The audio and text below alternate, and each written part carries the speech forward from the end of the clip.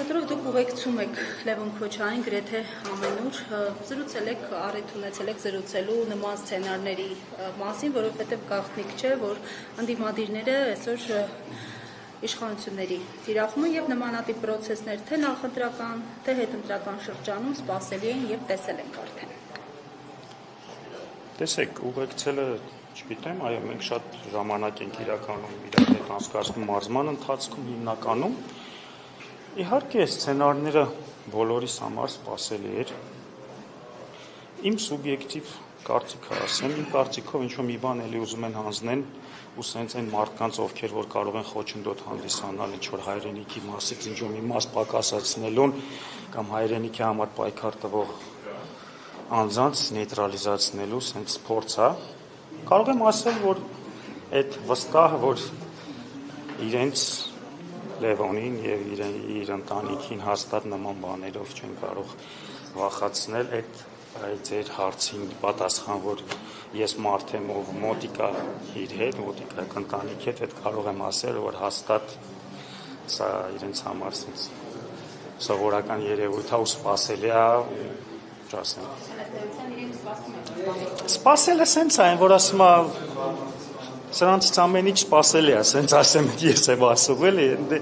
Պարզ է, երբ որ դու ընդդիմություն ես, երբ որ դու քո կարծիքն ես արտահայտում եւ երբ որ դու հակառակ ես գնում, այս պահին ստացվում է Ալիևյան ռետորիկային, որտեղ ես sense ոնց տեսնում եմ, այս ռետորիկաները համընկնում են։ Երբ որ դու հակառակվում ես, հետևում են նման պրոցեսներ, մենք կարող ենք տեսնել, ես հիշում եմ, երբ որ վեհապարը Արցախից խոսեց, միանգամից դրան հետևեց քրեական գործը վեհապարի վերաբերյալ, թե քրեական գործը եւ թե հարձակումները եկեղեցու վրա։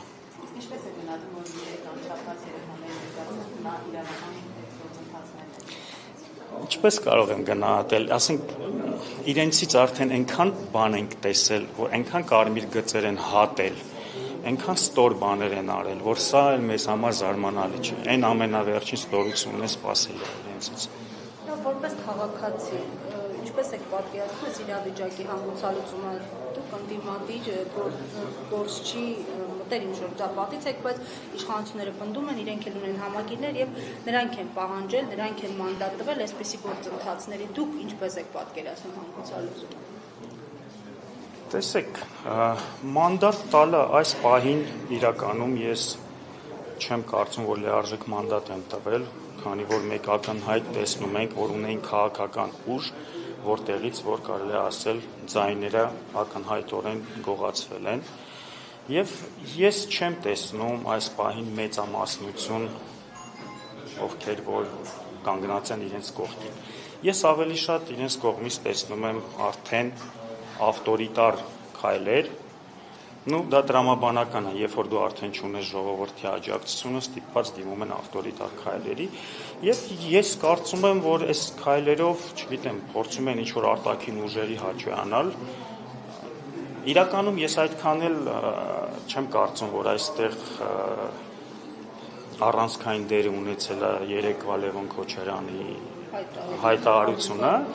ես կարծում եմ, այստեղ ավելի խորքային հարց կա, մի բան ուզում են անեն եւ նեյտրալիզացնում են այն մարդկանց, ովքեր որ պայքարելի են իրենց հակահայրենիք գործողության դեմ։